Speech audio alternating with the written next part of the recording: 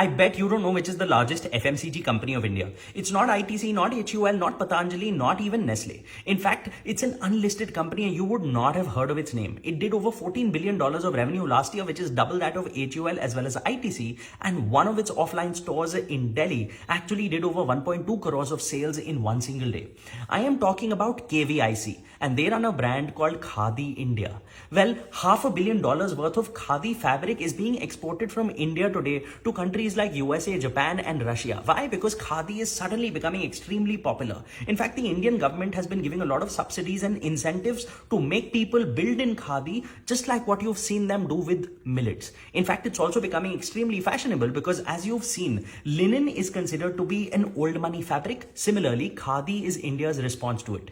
In fact, if you want to learn more about export businesses, I'm doing a 2-day masterclass on the 6th and 7th of January that you can sign up for using this QR code or the link in my bio. Share it with someone who may need it.